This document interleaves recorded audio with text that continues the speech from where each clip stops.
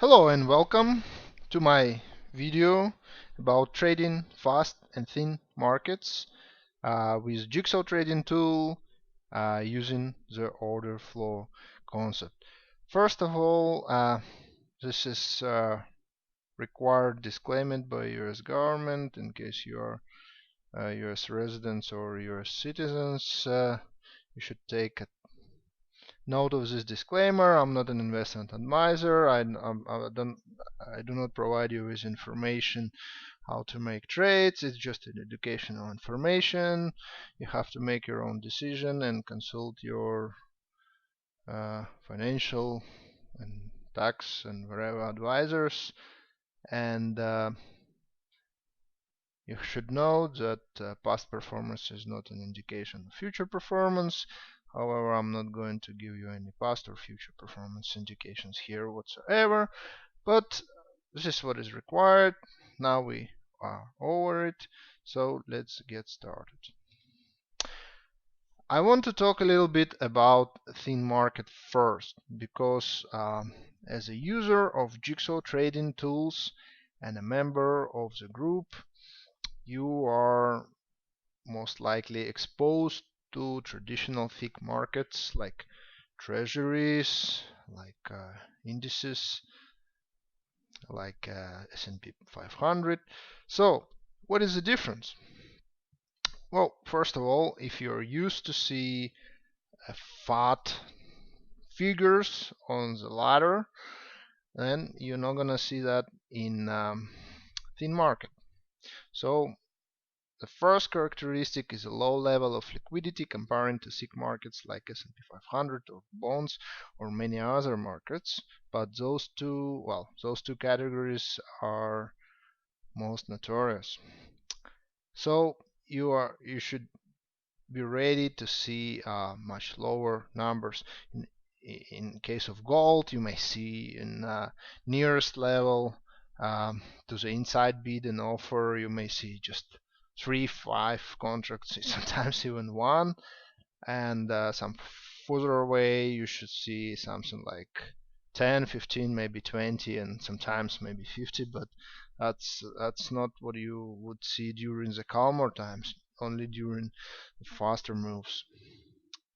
Faster moves is a second characteristic distinguishing thin markets from thick markets, and you should see like a burst of order flow 10 to 20 ticks at a time instead of 2-3 ticks during active market phase, up to 50 to 100 ticks during news release or major liquidations. Especially it applies to market like gold or nat gas with most thin ladder, and less so to markets like crude, but still crude is very active market, so you should see faster and larger moves. Um, and the third characteristic is a larger size of rotation. It's 30 to 50 ticks on crude or on gold, as opposed to 8 to 12 ticks on ES. So it's rotations or legs, whatever you want to call them. It's this zigzag patterns you normally notice on your chart as a characteristic of the market. So how it differs? On a more practical aspect, how trading thin market differs from trading thick market, and how reading thin market differs from reading thick market. Well, thin market is definitely easier to manipulate as a subproduct of having less liquidity, so it's much easier to move market for large participants to the place they want to move, to their own target, going by their own agenda. Faster moves and changes on the ladder. Well, if you used to see really thick markets like bonds or bunds, where a price tick in between two ticks, going up and down between same prices, for 5 minutes and you can sit in your chair comfortably and read numbers, how a number of orders stacked changes, how much order added, how much order removed, how much traded on bid, on ask. Well, you still see that in a thin market, but it's almost incomprehensible to notice and analyze in time. Uh, on one side, and on a second side, it's very difficult to use this information because since it's so easy to manipulate, it matters very little. So the only thing that matters is a tendency and how it changes. But it's very difficult to notice this kind of change if you try to read exact numbers on a ladder. um, what you should look for some other telltale signs I'm going to reveal just now.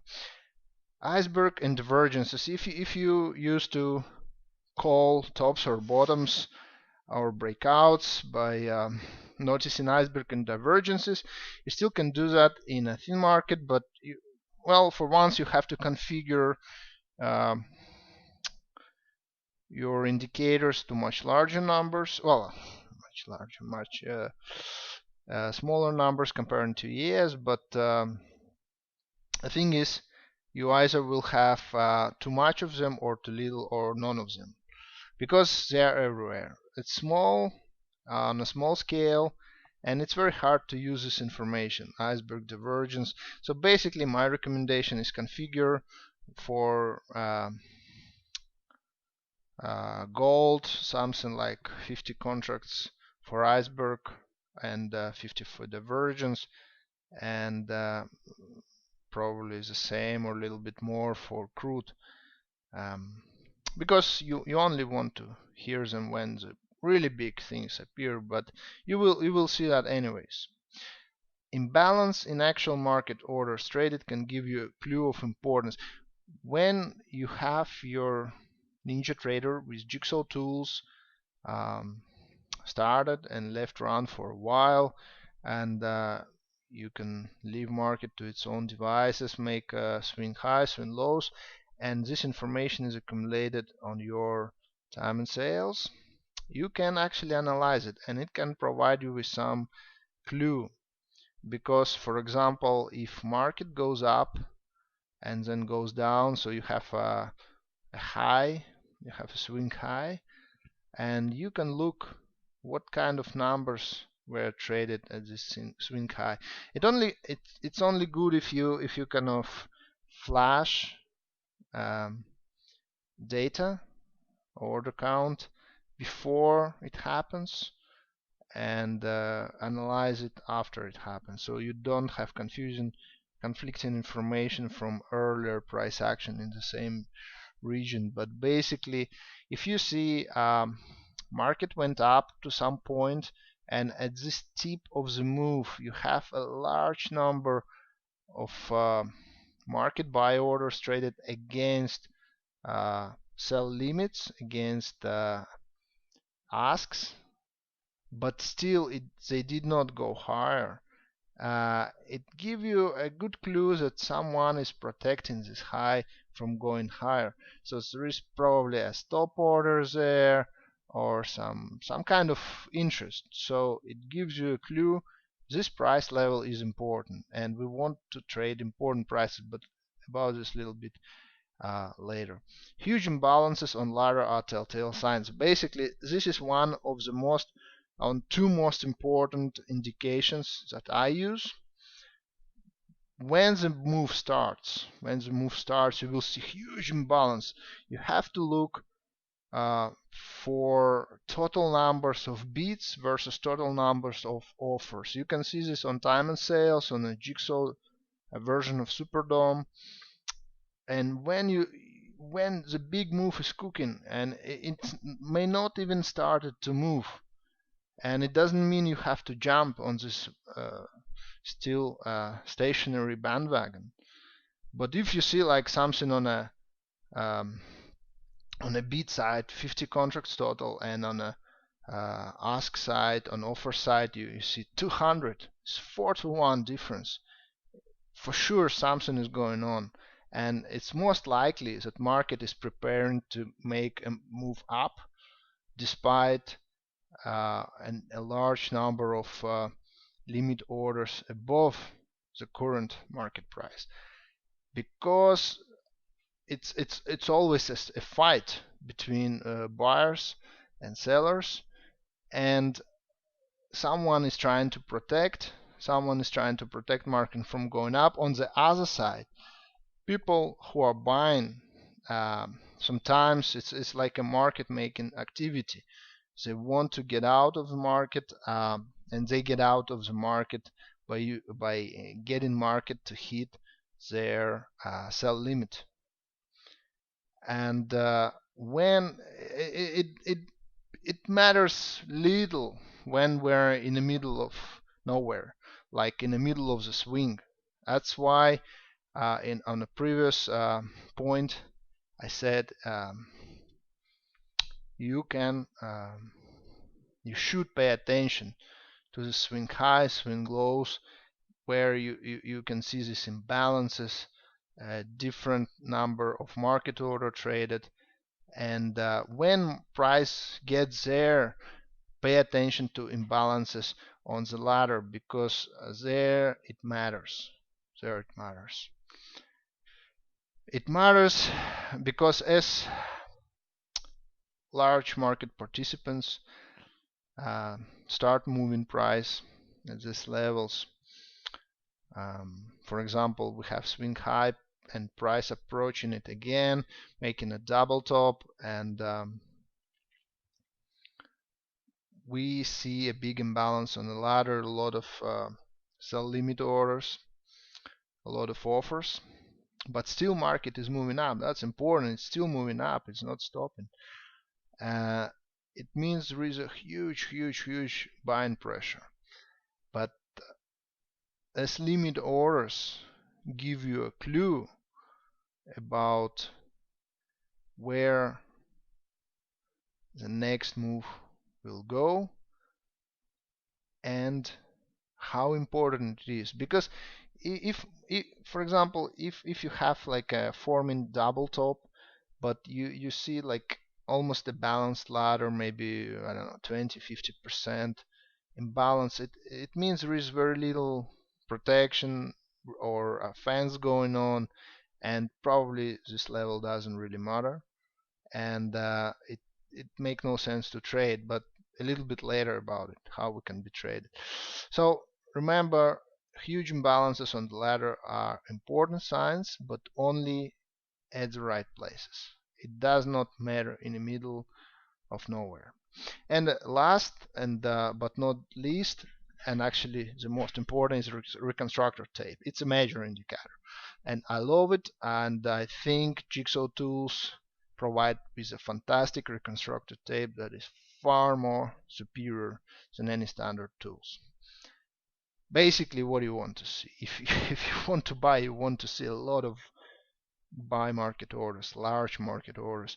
So I set my reconstructed tape to reconstruct only large orders. For the actual number for those orders depends on the market, market liquidity, market volume being traded this session. But for thinner and less liquid sessions, I would put probably, for gold I would put 10, and for oil I would put probably 30, something like that. And for most liquid, highly traded sessions, I would probably double that. And yeah, basically, if we have price made it, for example, double top, pulled back, but then we start seeing a lot of large buy orders, block orders on a tape, and price start racing up and getting close to this level, potentially making a triple top. That's a big sign of a breakout is going to happen, because you see a large participation. Again, if price is slowly crawling up, and there is a mix of orders and nothing really big. That's a sign of warning. Probably you don't want to trade this market. Did you say chart? Yes, I did say chart, and I do believe while you probably can trade thick traditional markets just from the ladder, because it's slow, and you can only check, you know, the volume profile on the same um, DOM chart, on the same DOM window, and you can actually operate, with volume profile analysis. You can find your VPOC and all this kind of stuff, and you can actually see how it's going because it's relatively slow. I think it matters much less for thin market, fast markets. While I still use volume profile and I find it extremely valuable, it's not enough, and I need to use chart. Price action is a result of order flow, absolutely, and it's a footstep. It's footsteps of order flow. You see where it's been, how it was reacting. So while I'm not a proponent of classical technical trading, of all these EMAs, triangles, hanging mans, candlestick analysis, I don't say it doesn't work or it's uh, not valuable. I don't use it. I know how to use it, but I use it in just an opposite way because I know many people use it and I know where they place their stops and how classical orthodox technical analysis tells them where to place their stops entry, and that gives a good clue where the surge of order flow will come. So basically you want to see chart, but you want to see just price action. You should be able to see, market sentiment without any indicators, um, and that's what you want to know. Only you want to know market sentiment, and you want to see where price has been and where it was rejected, where it was consolidated. This is what you want to know. Imbalances are easy to spot with price action. Absolutely. If you see, a big run up, huge spike, and price immediately falls down, it was a huge supply area. There is a big imbalance. Market is not in any kind of balance, and price was rejected. But then, if you see it trying it again, you have to think there is some force behind it, and you should think what will happen if we go higher. What should happen? Don't trade in the middle, trade where the action is. And that's what I want to tell. Just forget about mid-range. What you should be aware of, and what you should take note is where price was rejected, where consolidations were, and where it could not sustain uh, for a long time, basically. And you should forget about the mid-range. Of course, it's all depend on the time frame you use, but I think since we're day traders, we should consolidate. We should concentrate on session, the current session, like Globex or Pit session we're trading, and if we concentrate on a session, it's so much easier because uh, there is no so much difficulty coming from this fractal concept where you look at the swing, and if you look closer there is a lot of swings inside the swing and blah blah blah. And if you look 1000-year chart, you will see replicating structures and everything like that. But if you just concentrate on a one session, there is no problem like that. Like different trends, you have sentiment, you have swing highs, swing lows, and what you should pay attention is to the swing highs, swing lows, rejections, absorptions within this session, and forget about the rest. Enough with the talks. Show me where the money is. I will. and I will give you some indications how I trade. Doesn't mean you should trade this way, but it's just for educational purpose how you can trade fast thin market with order flow, and most importantly how jigsaw trading tools can give you an edge, to read the market, because to be successful in trading fast market you need to be really fast and proficient, because things change dramatically within 1 second, and you can't look on many different things, trying to calculate numbers. You need to be able to react really fast, and I think jigsaw offers a really nice opportunity to get this information fast and a nice way, and especially due to this nice reconstructed tapes and voice warning. So let's continue with some practical examples. So let's have a look at the crude oil example. At this trade, it's already started, but the premise for this trade is a break of a double top. The previous swing high was a significant swing high, and I expected to have some stop orders above. And as you can see, price approached this level with a really nice momentum push. We had really large orders, green orders, buy orders on a reconstructed tape. As you can see, we have some imbalance. It's not so big difference, but it was bigger, and it's still large. It's almost 2 to 1. As you can see, price still moving. Um, as long as imbalance will continue to be positive for our trade, in this case it should be more offers than bids, significantly more offers than bids. We still probably should stay in this trade. As you can see, we have a lot of green block orders, buy orders coming in, and now we have our target field, and it's still moving. You see, it's still moving. So it's a good example of a trade, and it gives you a perspective to see how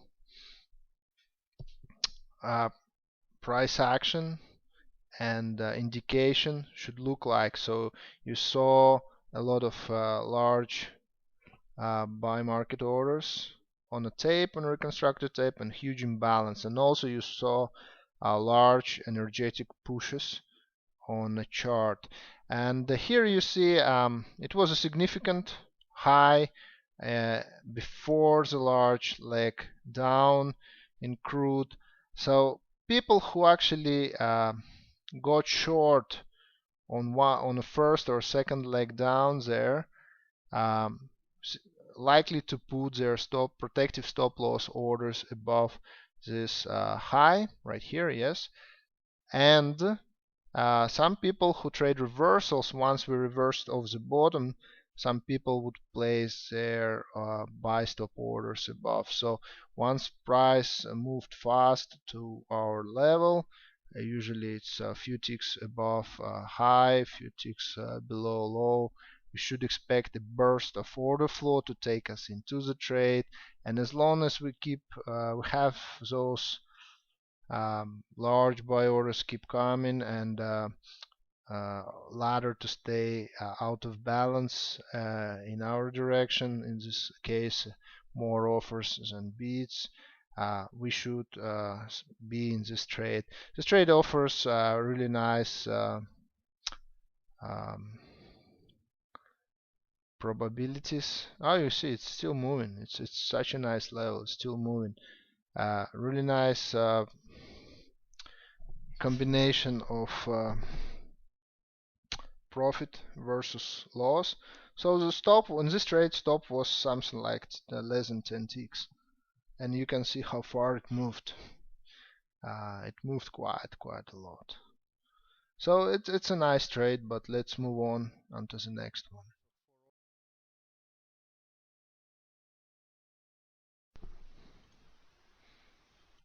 Okay, um, here is an attempt to trade uh, order flow on gold with Jigsaw trading tools. I have configured 60-second chart, is 1 minute chart basically. It's more for trade management purposes. Idea is to have entry from chart based on a chart zone uh, that is likely to cause order flow, because um, when order flow is supporting the trade, it moves so fast on thin market like gold or oil, especially on gold is more thin. Um, you cannot really read anything on uh, on your dome. So the only thing that you can actually comprehend is probably the tape. And what I use reconstructed tape. I don't use consolidated tape because again there is no time to read it, because there is another one column, another column is great to study in slower markets, absolutely no doubt about, but it's pretty hard. So I found that reconstructed tape that tries to put together individual orders back into original large orders is the best you can watch. So I have set it with a filter of 10 orders and configured to reconstruct only large orders when reconstructed orders is at least of 10, at least 10 contract, and alert me on large orders are above 20. So my intention is to take entry with resting order based on the chart pattern and with confirmation from tape. So when I want to sell below the low, for example, I want to price to approach it fast and have a lot of sales, large orders on a tape. Then my intention is to use tape and the dome to manage the exit, because exit is biggest unknown and the hardest to pull, not the entry, because with this kind of system you never know where to exit up front. It can run 50 ticks, it can run 5 ticks. So basically what we want to see a big shift in market sentiment. We want to see a shift on tape. So I want to see some large, if I'm short, I want to see some large buying orders start to come to close it, and I want to see the situation changing in the dome. I want to see some if I can use some order stacking. Let's put here, here, and here. Okay, and then I have straight bar over here.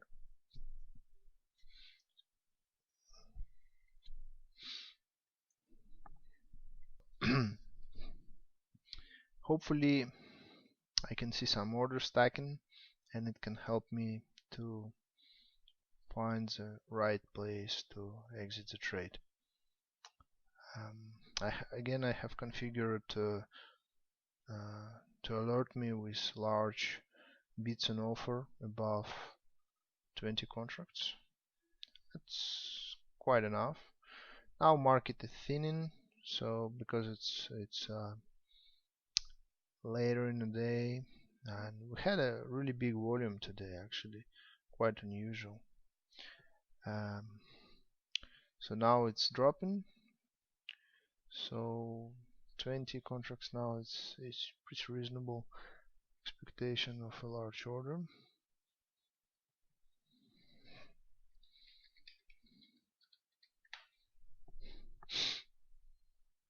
So let's see if we can get some move here.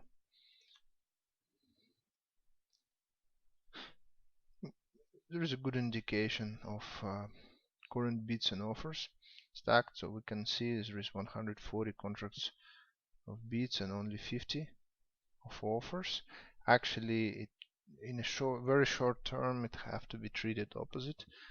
So if we have a lot of bids, it's likely that market will go down in a very short time frame, because those are the orders people put to get filled on, and they press market down in this situation to get filled on those bids. So it's kind of half market making activity, sometimes stop hunt activity, when they push, for example, they put some limit buys below the low, and they push market with sell orders with intention to get filled on their long position, to get better fill basically without any slippage and without marking price up. Looks like we are moving away for potential entries. There is a good entry here, 350, so it will be 35.2 for me. 35.2. Let's see which one hits first. So let me come back when we get near one of those levels. Okay, now we have order filled, and we see some support. You can see some supporting stuff, protecting our entry, and we can see it's moving pretty nicely, pulling back with one tick from the high. Protecting some profits will be a good idea, or perhaps even go flat. 50. No, now we have a lot of stacking on ask, so there is a high chance to get a fill. So we got filled on a half. Okay, a perfect trade. Here's a third example of order flow trading. This trade happened on 20th of May, was recorded real time, as you can see. Basically what we had a market reversal phase, and we had a down move overnight from the market open on 5 p.m. previous day. We made a sort of double bottom, sitting on one of the important lows from 1 month ago on this huge down move. And during this move we made a higher high. Basically market was very bearish, so bears would have to come in this day during the overnight session, early morning, and would short the market, but they have to place their stop somewhere.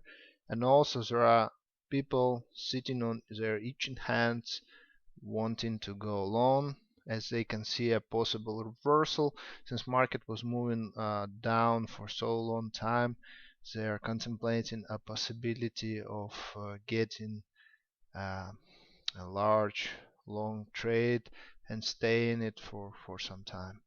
So basically I can see two possibilities to go long and short. However, short will be tricky because we did not reach this low we didn't match it exactly, so there was some kind of 15 to 20 ticks different. I would prefer to have another low much closer to a older low, but if market is pushing hard, is very down in this case, it would be very hard to get that low. Probably we would cross this previous low level without making a perfect double bottom first.